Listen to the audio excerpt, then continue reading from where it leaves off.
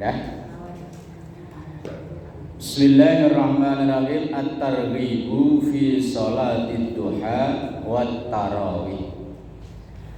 Keistimewaan yang ada dalam sholat duha dan sholat tarawih. Qala, bersabda sallallahu alaihi wasallam Nabi kita Muhammad sallallahu alaihi wasallam, man siapapun hafadhu, yang menjaga. Teksnya, redaksinya memakai kata hafadhu, menjaga. Menjaga itu artinya ia melaksanakannya tidak hanya sesekali, tapi terus menerus.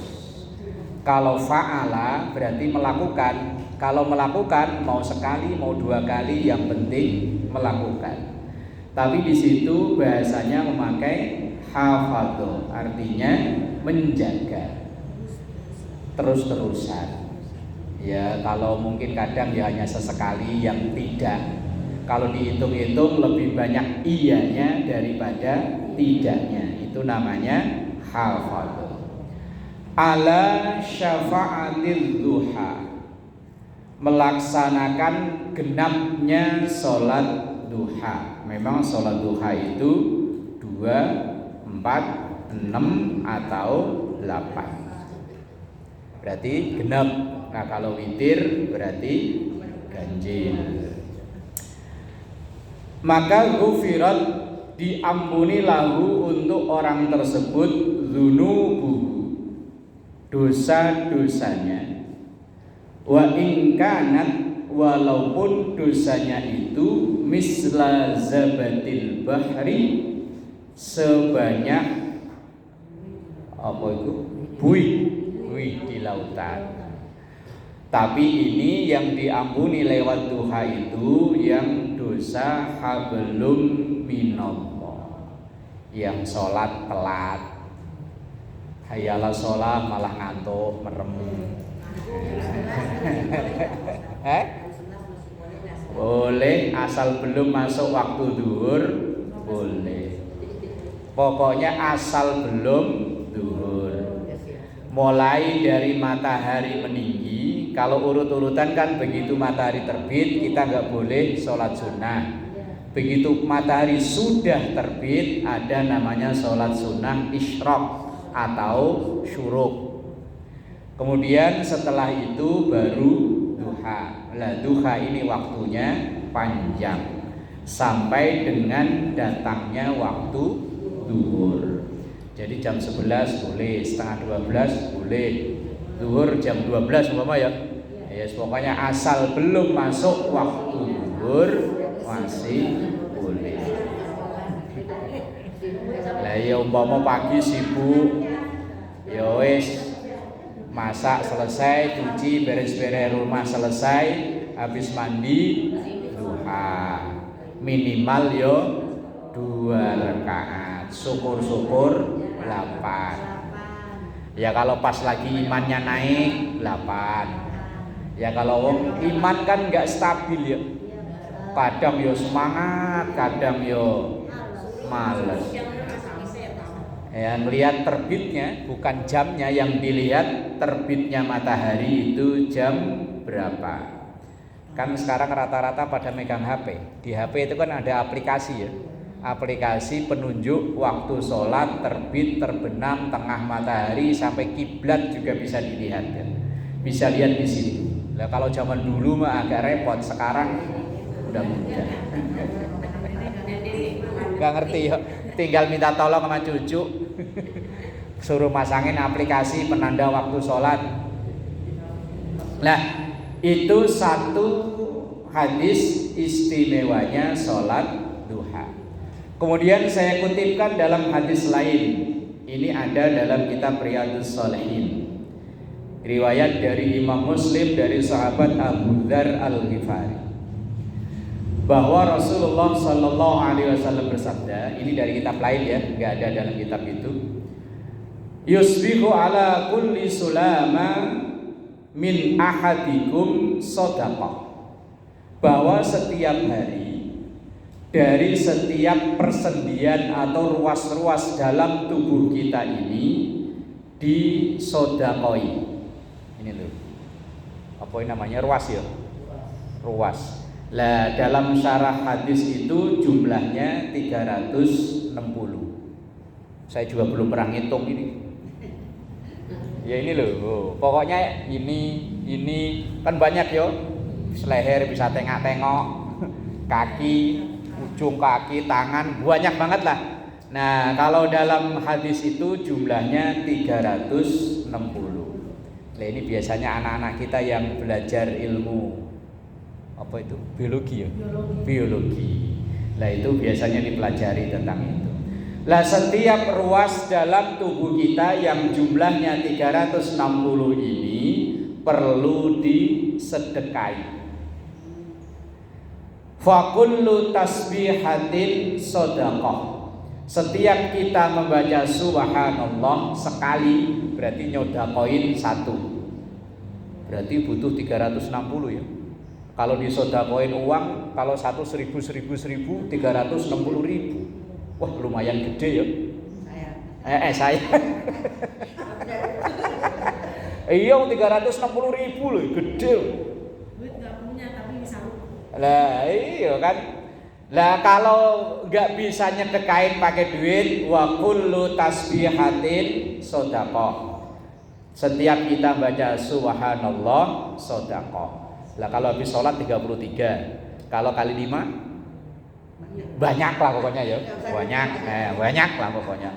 Wa kullu tahmidatin, setiap kita membaca tahmid alhamdulillah shadaqah. Wa kullu tahlilatin, setiap kita membaca la ilaha illallah ya shadaqah. Wa kullu takbiratin, setiap kita membaca Allahu akbar shadaqah. Wa amrun bil ma'rufi, dan kita ngajak orang baik itu ya sedekah. Umpama ibu jalan dari rumah mau ngaji, ketemu tetangga, ketemu temen, Bu ayo daripada di rumah merem mulu, ayo ngaji. Nah ya itu, iya paling balasannya ya itu. Kalau yang nggak mau, ya udah mak duluan mak, ntar nyusul. Entarnya itu kapan? Apa tahun depan? Apa nunggu nanti udah sakit ditengokin, ntar Rebu mah pengen ngaji kalau sehat. Giliran sehat lupa. Wa nahyun anil mungkar, mencegah dari hal yang tidak baik.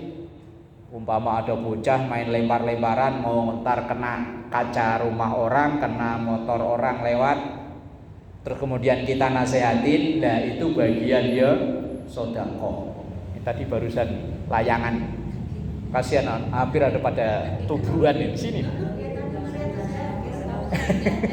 Hampir aja layangan jatuh kan benangnya ngalang. Ada ibu-ibu kan otomatis berhenti. Hampir mau ditabrak dari belakang. Lah ya kan mainan bocah ya. Lah iya. Lah umpama kita ada nasihatin main layangannya hati-hati, ntar ganggu orang lewat. Wong dulu pernah antena saya tuh rubuh gara-gara orang anak main layangan. Nyangkut ditarik rubuh. Lah nyegah dari hal yang tidak baik itu ya sedekah. Wa yujzi'u min dzalika rak'atani yarka'uhuma minad duha.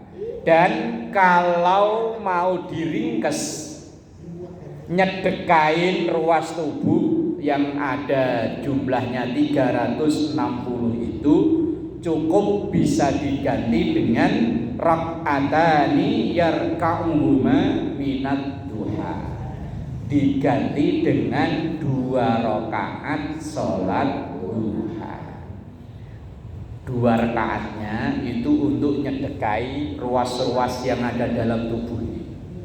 Makanya as-shadaqatu tadfa'ul bala, sedekah itu nolak bala. Insyaallah yang rajin duha pagi-pagi jam 7 udah olahraga lewat duha, sehat insyaallah ya. Wong nyedekain nih. Enggak usah bilang kita sedekah. Ya enggak usah. Mau bilang sama siapa? Takut ya Allah ini sedekah saya ya Allah ya enggak perlu. Ya penting seandainya kita jalanin 4 rakaat berarti yang 2 itu untuk nyedekain tubuh kita sendiri ini.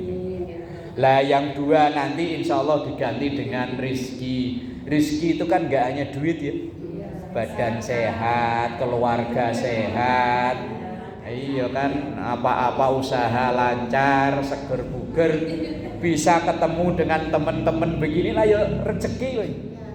Kadang orang pengen ketemu temen itu ya ongkosnya gede kadang ya. Apalagi yang orang rantau kayak Bu Haji mau ketemu saudaranya biayanya berapa Bu Haji? Lah iya, lah kalau yang ke Serang mah deket ya? Iya Serang mah paling sehari bolak-balik ya cukup. Bu Ketua juga sama kan ya? Iya. Kita ketemu saudara, kita ketemu teman, ketemu jamaah ini kan ya rezeki. Mungkin di rumah agak mumet-mumet dikit, begitu ngaji lupa mumetnya, begitu pulang mumet lagi. Lah ini ya sedekah, rezeki. Lah umumnya kita memahami sholat duha itu adalah dalam urusan rizki. Lah ya emang iya. Ya termasuk sehat. Lah sehat itu kan secara syariat kita sholat rakaat 2 rakaat duha. Lah secara fisik ya kita olahraga kan ya. Apalagi kalau yang bacanya agak panjang-panjang. Cuman wong yang panjang gak apal sih masalahnya. Lah paling enggak kalau umpama duha itu kok 4 rakaat ya umpama. Kalau saya sih desainnya 4. Kalau waktunya longgar, kalau enggak ya minimal 2 lah. Kalau lagi imannya lagi bagus-bagusnya yo 8. Kadang iman tuh yo 2, yo serapopo cukup buat nyedekain tubuh nih. Paling tidak rakaat pertama bacanya wasyamsi waduhaha wal qamari idza talaha. Apal ya? Enggak apal. Kalau enggak apal lu beli Quran yang gede, taruh di kalau enggak ditempel kalau kayak penyanyi di kafe itu. Nah, kasih tiang terus taruh di situ, nanti sambil sholat baca begini. Tapi jangan lupa dikasih jepitan, ntar takutnya baru baca 2 ayat kena kipas terbang lupa. Nah, kalau mau ngikutin yang paling terbaik duha itu rakaat pertama wasyamsi waduhaha wal qamari idza talaha wan nahari idza jallaha. Pokoknya belakangnya ha semua. Nanti rakaat kedua baru wadduha wal laili idza saja. Kalau ini hafal ya? Hafal. Kemudian nanti rakaat ketiga qul ya ayyuhal kafirun, rakaat keempat qul huwallahu ahad, terus nanti qul yaqulu sampai 8. Kalau mau jalaninya 8. Ya kalau 2 ya tadi wasyamsi sama wadduha. Kalau enggak hafal ya qul yaqulu aja. Iyalah ya piye wong ora hafal gimana lagi. Tapi kalau mau ikhtiar tadi beli Quran yang gede, kalau enggak di fotokopi yang gede tempel di dinding, insya Allah kalau tiap pagi dibaca masuk 5 bulan enggak hafal sih ya? Hafal. Ya kalau nggak hafal tinggal lihatin wasyamsi waduha. Nah, kalau 2 rakaat nyedekain badan, rakaat ketiga sampai ke 8 yaitu tabungan kita nyelengi, nabung. Lah tabungan itu kadang bisa dikembalikan, diberikan di dunia dengan berupa kesehatan, rezeki lancar, anak-anak tadi ini ketemu. Bisa jadi tabungan kita itu ya diberikannya nanti di akhirat. Makanya kalau seandainya mohon maaf ada orang sholat duhanya rajin tapi kok rezekinya seret. Dulu umpama belum pernah sholat duha, dagang itu jam 10 udah dapat lumayan. Giliran duha malah sepi. Itu jangan langsung ngapain duha, wong bisa giliran saya duha malah dagangan sepi. Wah, oh bahaya ini. Ya wis sholat aja. Masalah rezeki diberikan sekarang itu ibarat tabungan diambil duluan. Lah kalau tabungan kok ditaruh apalagi di deposito, lah itu kan makin lama makin banyak. Lah kalau di pemerintah mah katanya 3 bulan gak dipakai blokir. Katanya ya. Tapi ya sempet saya ngalami. Rekening adik saya kan, saya kalau ngirimin anak saya yang di pesantren kan di Jawa, itu kan lewat adik saya nanti yang nganterin. Lah kemarin keblokir ya repot juga ya. Ya namanya rekeningnya orang kampung kan kepakainya kalau panen doang. Paling-paling kalau ada saudara yang dari jauh mau ngasih, lah itu baru. Tapi yes, bola. Nah kemudian itu hadis yang nomor 2. Hadis yang nomor 3, tapi bukan dari kitab itu ya, kitab lain saya ambilkan. Ausani khalili bisalasin. Ini hadis dari Abu Hurairah riwayat Imam Muslim.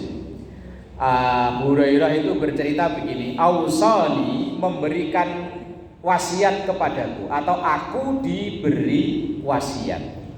Khalili kekasihku, yaitu Nabi Muhammad sallallahu alaihi wasallam. Bisalasin dengan 3 perkara.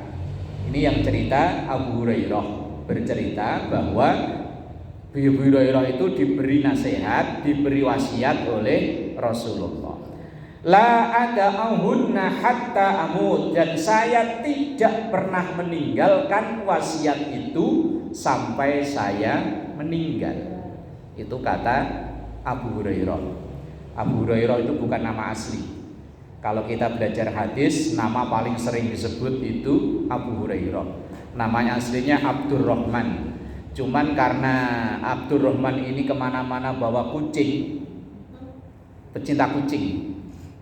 Nah, akhirnya dipanggil Abu Hurairah. Hurairah itu artinya kucing kecil. Abu itu bapak, berarti bapaknya kucing kecil. Jadi kalau ada orang bilang kucing itu binatang kesayangannya sahabat, iya. Karena Abu Hurairah itu ya tadi itu pecinta kucing. Sampai orang Jawa itu kalau nabrak kucing ketakutan.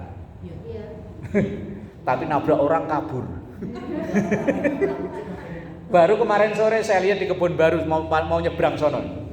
Ada orang naik motor, kucing nyebrang, tabrak kelindes mati, jaketnya dilepas buat buntel. Wong kebetulan macet banget, saya kan lihat. Ya bagus lah ya, daripada nanti jadi bangkai di jalan. Cuman kan takutnya kadang ada keyakinan kalau nabrak kucing nanti jadi apes. Lah iya itu namanya kalau dalam bahasa kita mitos. Mitos itu sesuatu yang berdasarkan hanya katanya. Kalau ditelusuri sumbernya dari mana? Enggak tahu. Di kita itu bangsa Indonesia ini kan banyak percaya dengan yang begituan ya. Padahal hadis Rasulullah itu ada bunyi hadis begini, wa quriha lakum qila wa qala. Termasuk yang tidak disukai oleh Rasulullah dan ajaran Islam itu qila wa qala. Qila itu dikatakan, wa qala mengatakan. Berarti sesuatu yang tidak jelas sumbernya dan diyakini, itu yang berbahaya. Diyakini nanti kalau nabrak kucing jadi apes, kalau duduk ketiban cecek nanti apes. Lah karena udah tersugesti. Orang kalau sudah tersugesti, akhirnya malah pikiran itu apa ya? Nggak konsentrasi. Seandainya dia jalan itu malah nggak terkonsentrasi, malah ntar kecelakaan lagi, ntar kecelakaan beneran, deg-degan. Karena ada hadis Nabi bunyinya begini, ini hadis qudsi, ana inda dzonni abdi bi. Saya kata Allah akan merealisasikan, akan menjadikan nyata sesuatu yang selalu dipikirkan oleh orang tersebut. Kalau orang misalnya habis nabrak kucing, kemudian dia jalan, dia kok kepikiran, wah nanti saya celaka, celaka beneran. Karena hadis kutsinya, ana inda dzonni abdi bi. Saya, kata Allah, akan menjadikan nyata sesuatu yang selalu terngiang-ngiang di pikirannya. Makanya kata orang dulu, hati-hati kalau ngomong, hati-hati kalau mikir-mikirin, itu bisa jadi nanti kenyataan. Lah orang habis nabrak kucing biasanya kan ketakutan yuk. Ntar kecelakaan beneran. Tapi kalau yakin, bismillah, asal kita hati-hati, udah konsentrasi, insya Allah gak apa-apa. Saya pernah alami dulu waktu pertama kali pulang kampung naik motor dari Jakarta ke Jawa Tengah kan lumayan. Nyampe ke Kalimalang situ, saya berangkat kan jam 2 malam. Kerasa gruduk, apa ini? Begitu nengok, kucing, kelepek mati. Kata teman saya, bismillah, jalan terus. Jalan, ya alhamdulillah sampai sekarang aman.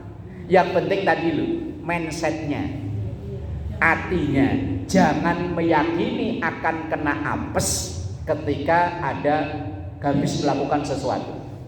Kalau itu yang terjadi, maka apes beneran. Cuman, lah kalau daripada nanti jadi bangkai, yo monggo lah. Tapi jangan diyakini bahwa habis nabrak kucing nanti apes sial. Jangan diyakini. Yang penting jangan diyakini loh. Kalau mau daripada nanti bangkai, yo wis. Kalau saya dulu mau main kabur aja sih bener. Kabur bener. Mau tengah malam ya, masih bujangan dulu.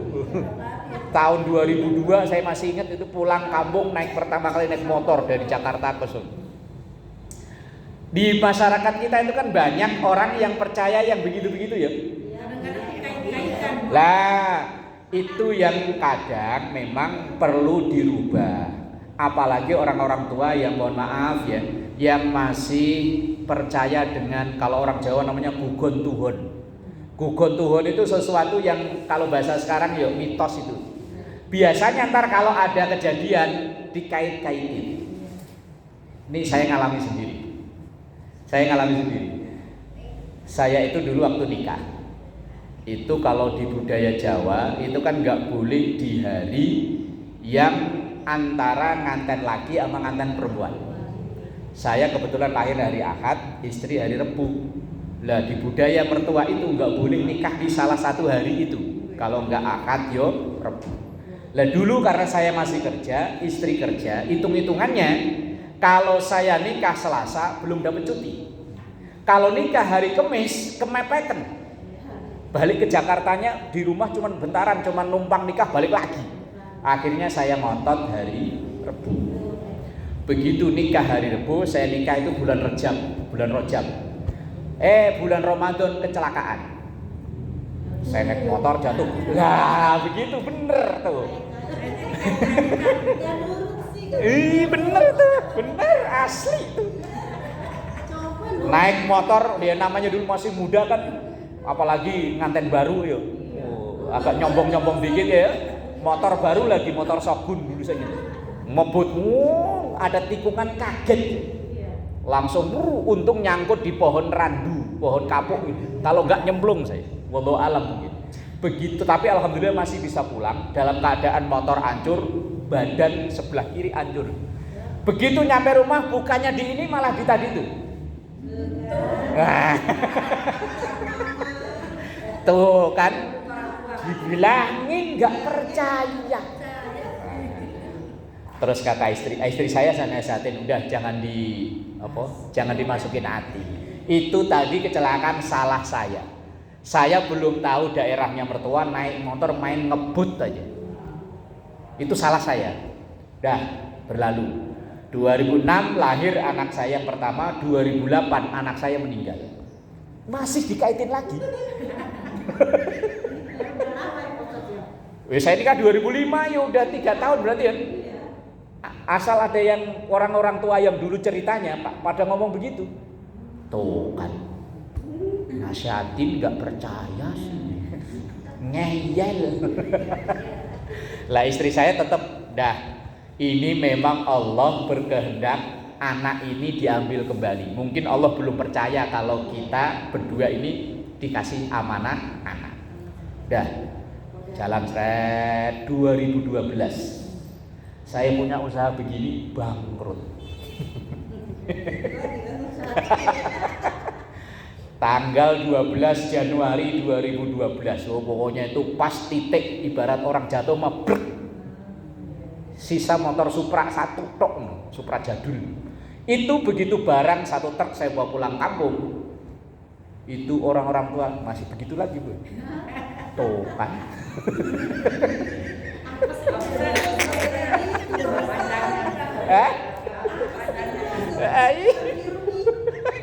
Perlu diruqyah. Ya Allah, yang penting istri saya, mertua saya, mak saya, orang tua saya yakinin, mak, bahwa saya ngalami kejadian-kejadian itu enggak ada hubungannya dengan saya nikah hari Rebo. Yaitu karena saya mungkin ya tadi, yang pertama kurang hati-hati naik motornya, yang kedua memang takdirnya anak saya cuma umur 2 tahun, terus yang ketiga memang saya dulu disuruh kembali ngajar seperti ini. Dulu waktu saya punya usaha begini belas nggak mau. Ustaz Jamroni kenal ya? Nah, dulu dia itu sering nyamperin saya, suruh khotbah Jumat, suruh ngajar, saya nggak pernah mau. Ngapain, duitnya kecil. Ustaz Jamroni itu kan dari zaman bujangan saya temenan sama dia itu. Sering nyamperin. Ngajar enggak. Lagi banyak kerjaan. Jumatan khotbah Jumat. Saya pertama kali ditawarin di Masjid Ustaz Ali Fahmi, daerah sini loh ya. Di apa sih? Ustaz Ali Fahmi pokoknya seingat saya itu. Ditawarin, "Mbak. Itu memang cara Allah supaya saya kembali ke sini. Coba kalau usaha saya masih jalan, mungkin saya nggak kenal ibu-ibu, nggak kenal." Ya Allah, ini apa di masyarakat kita masih tadi itu percaya dengan sesuatu yang tadi itu qila wa qala. Jangan diyakini bahwa nasib baik, nasib buruk itu termasuk qada qadarnya Allah. Nggak ada hubungannya dengan nabrak kucing, nikah hari Rebo. Nah, kalau hanya untuk sebagai petanda, monggo, yang penting jangan diyakini. Kadang kalau depan rumah ada kupu-kupu, pertanda ada tamu. Ya kalau hanya bilang pertanda ada tamu, monggo. Tapi kalau diyakini, wah ada tamu ini, sehingga umpama kita mau diajak kemana, enggak, emang kan? Emang belum mandi ya. Ya Allah, kedutan apa? Gatel apa kedutan? Ya Allah, itu namanya qila wa qala. Sesuatu yang tadi itu, kalau bahasa kerennya ya mitos. Kalau bahasanya orang dulu apa namanya? Ya kalau orang Jawa namanya gugon tuhon. Gugon tuhon itu percaya sesuatu yang enggak jelas sumbernya. Loh kok sampai ke situ tadi bahas apa sih? Ya Allah, bahwa Abu Hurairah ya kucing, tadi kan disebut kucing. Ya Allah, Abu Hurairah itu namanya Abdurrahman karena dia ini pecinta kucing, akhirnya dipanggilnya bapaknya kucing. Jadi kalau ada ibu punya saudara, punya suami yang hobinya burung, lama-lama nanti dipanggilnya bapaknya burung. Abu Tairah kan burung. Apa isi nasihat Rasulullah kepada Abu Hurairah? Yang pertama, saumu salasati ayyamin min kulli syahrin, puasa 3 hari di setiap bulan, yaitu puasa yaumul bid, puasa terang bulan 13, 14, 15. Yang pertama. Kemudian yang kedua, sholatud duha. Sholat duha. Di situ tidak disebutkan berapa rakaat, yang penting duha. Yes, minimal 2, syukur-syukur lebih. Kemudian naumun ala witrin, tidur dalam keadaan sudah sholat witir. Ini kalau dalam riwayat kitab Riyadhus Shalihin, bagi kita yang khawatir nanti malam nggak bisa bangun, maka witirnya didahulukan di awal. Umpama habis sholat isya, wirid, kemudian doa, kemudian ba'diyah isya. Lah habis itu kalau memang malam khawatir nggak bisa bangun, witir. Yo minimal 1, ya syukur-syukur 3. Emang kok sama saya ya? Kalau Ramadan karena temennya banyak biasanya 3. Kalau di luar Ramadan 1. Iya, kalau Ramadan karena temennya banyak kan ya. Iya. Lah kalau di luar Ramadan masih istiqomah menjalani aja udah bagus. Mau 1 ya alhamdulillah. Lah 3 wasiat ini oleh Abu Hurairah, beliau gak pernah ninggalin. Wes pokoknya sampai mati beliau gak ninggalin 3 wasiat Rasulullah. Lah kalau dalam hal ini tentu tadi sholat duha karena bahasanya. 1 hadis lagi. Karena Rasulullah sallallahu alaihi wasallam yusalli ad-duha arba'an wa yazidu ma syaa. Ini riwayat dari Aisyah. Berarti yang melihat, menyaksikan hadis ini adalah Aisyah. Aisyah bercerita bahwa Rasulullah itu sholat duhanya 4 rakaat. Wa yazidu ma syaa, dan kadang ditambah sesuai dengan kemauan Rasulullah sendiri. Jadi juga tentu berarti ya, seringnya 4. Tapi kadang lebih dari 4, yus minimal 2 itu tadi. Lah Aisyah, karena Rasulullah itu kalau sholat sunnah itu kan seringnya di rumah. Lah istri itu kan paling tahu kegiatan suami. Maka kalau hadis-hadis yang berkenaan tentang sesuatu yang bersifatnya pribadi itu rata-rata bersumber dari Aisyah radhiyallahu anha, istri Rasulullah sallallahu alaihi wasallam. Termasuk kesaksian Aisyah bahwa Rasulullah itu kalau sholat duha 4 rakaat. Kadang wa yazidu ma syaa, kadang beliau nambah semaunya beliau sendiri. Berarti yang sering dilakukan yo 4 itu tadi. Berarti rakaat pertama wasyamsi wa duhaha, rakaat kedua wadduha wal laili idza saja, rakaat ketiga qul ya ayyuhal kafirun, rakaat keempat qul huwallahu ahad. Habis itu mau doa ya monggo, mau enggak ya silahkan. Wong doanya ya kayaknya maksa banget ya. Ya Allah, kalau rezekiku di atas turunin, kalau di bawah naikin, kalau jauh deketin, kalau dikit banyakin. Yang terakhir ini wa in kana haraman wa in kana haraman fatahhirhu. Lah kalau kok jalannya kok bukan rezekinya haram, bukan ya, jalannya haram, maka pindahkan ke jalan yang halal. Bukan kok ini haram tiba-tiba berubah jadi halal, yo enggak. Tapi ya memang dalam hukum Islam itu koma, enggak titik. Ibu kalau ditanya daging babi hukumnya haram. Sholat isya berapa rakaat? 4. Saya bilang belum tentu. Sholat isya 4 rakaat belum tentu. Bagi orang yang dalam perjalanan qashar 2, ya. Ya berarti belum tentu ya.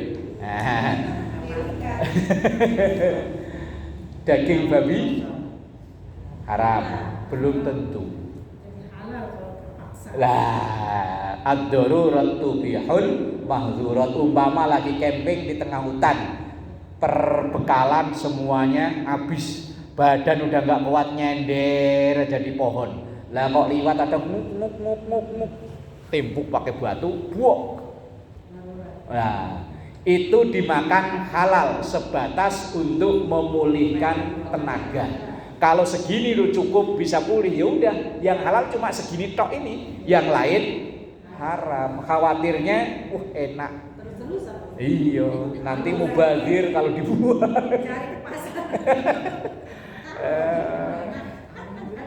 Yang halal cuma yang segini ini, yang pokoknya bisa memulihkan tenaga. Kalau selebihnya haram. Kalau dari sayang mubazir gitu ya. Wah, nah itu yang repot. Umpama kalau zaman dulu obat kan belum semudah secanggih sekarang. Zaman saya kecil itu anak